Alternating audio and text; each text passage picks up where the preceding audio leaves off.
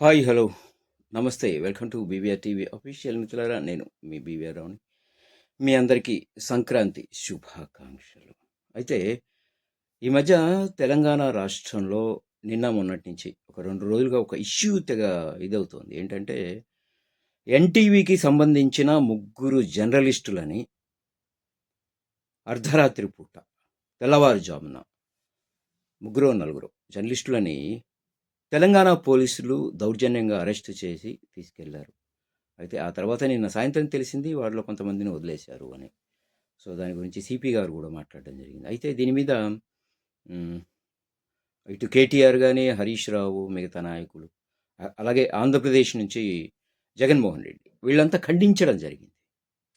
Okay, ఏది ఏమైనా ఒకవేళ నిజంగా జర్నలిస్టులు తప్పు చేసి ఉంటే వాళ్ళేం టెర్రరిస్టులు కాదే, వాళ్ళేం మిగతా డెకాయిట్స్ కాదు, రేపిస్టులు కాదు, ఉగ్రవాదులు కాదు, వార్త ప్రసారం చేశారు.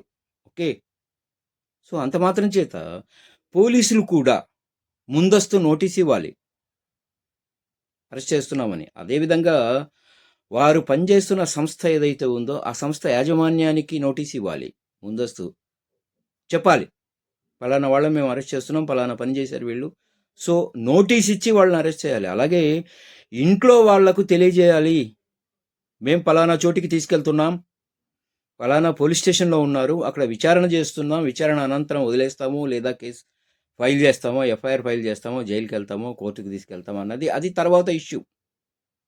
కానీ ముందుగా సమాచారం ఇవ్వాల్సిన బాధ్యత పోలీసులకు ఉంది. ఇంట్లో వాళ్ళకి ఎలా తెలుస్తుంది? మీరు అర్ధరాత్రి అపరాత్రి తెల్లవారుజామున తీసుకెళ్ళిపోతే ఎక్కడికి వెళ్ళారు, ఏమైపోయారు తెలియాలి కదా. అది అలా లేకుండా మీకు నచ్చినట్లు మీరు తీసుకెళ్ళిపోతే దౌర్జన్యంగా అది తప్పు కదా. దాని మీద ఖండించారు, అందరూ ఖండిస్తూ ఉన్నారు. సో అలాగే ఒకరని కాదు, పోయిన బీఆర్ఎస్ గవర్నమెంట్లో కూడా అలాగే జరిగింది.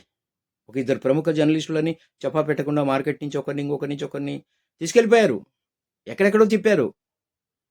తర్వాత తెలిసింది, ఓకే అది కోర్టులో కేసు నడిచింది, జైల్లో పెట్టారు, బెయిల్ వచ్చింది, ఓకే డన్. ఇది చాలా తప్పు అంటున్నాను నేను.